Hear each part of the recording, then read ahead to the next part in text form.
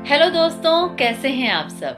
मैं मोनिका फिर आपके साथ एक छोटी सी कहानी आपसे शेयर कर रही हूँ। सुनिएगा। बहुत साल पहले की बात है, जब सृष्टि की शुरुआत हुई थी। दिन और रात नाम के दो प्रेमी थे।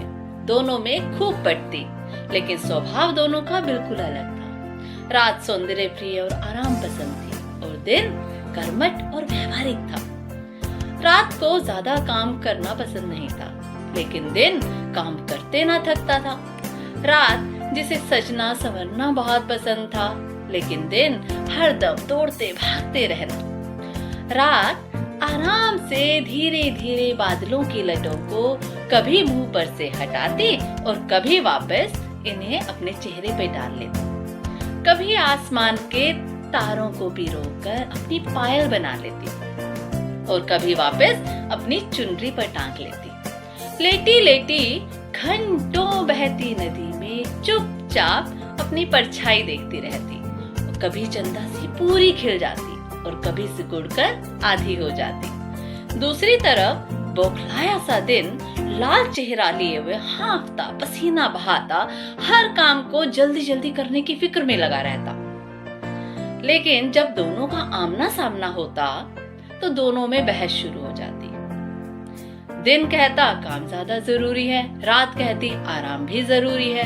दोनों अपनी अपनी दलीलें देते, समझाते, समझने की कोशिश करते, लेकिन किसी नतीजे पर पहुंच ना पाते और जान ही नहीं पाते कि उन दोनों में से कौन बड़ा है, गुणी है, कौन महत्वपूर्ण है।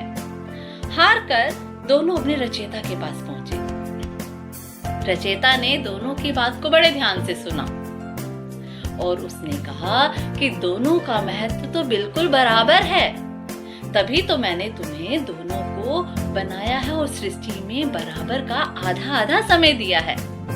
पर रात और दिन को उनकी ये बात समझ नहीं आई और वहीं पर उनमें तू मैं शुरू हो गई। अब रचयिता ने समझाने की बजाय थोड़े समय के लिए रात को दिन के उजाले वाली चादर दे दी और दिन को रात की अंधेरे वाली चादर ओढ़ा दी, ताकि दोनों रात और दिन बनकर खुद ही फैसला कर सकें और एक दूसरे के मन के अंदर जाकर दोनों के स्वभाव को, जरूरतों को समझें, एक दूसरे की तकलीफ और खुशियों को महसूस कर पाएं।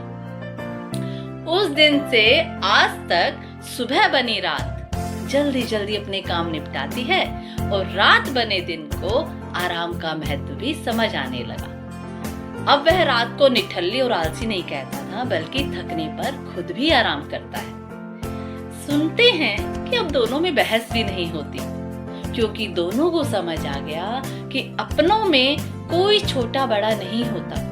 सबके अपने अपने काम है, अपनी अपनी योग्यता है। जीवन शांतिमय ढंग से चल सके, इसके लिए काम और आराम दोनों का होना बहुत जरूरी है। आराम के बिना काम थक जाएगा और काम के बिना आराम परेशान हो जाएगा। अब दिन खुश रहता है और कर्मठता का संदेश देता है, जीवन पथ को उजागर करता है और रात चंदा की चांदनी लेकर घर घर जाती है और थकी हारी दुनिया को सुख शांति की नींद सुलाती है।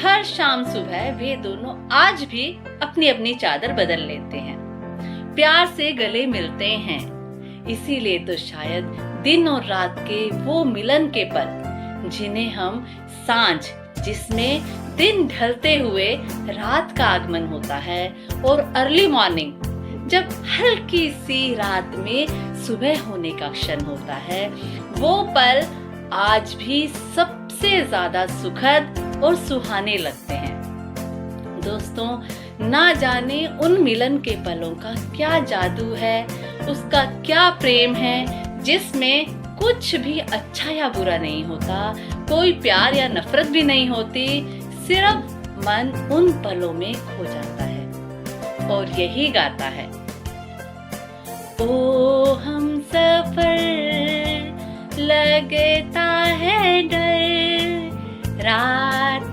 कटे ना कभी हो सहर, इस पल में सिमटे बातें ना कभी हो सहर। तू जो है साथ मेरे तो डगर लगे कि जैसे खूबसूरत घर। तू जो है साथ लगे तो डगर लगे कि जैसे खूबसूरत घर।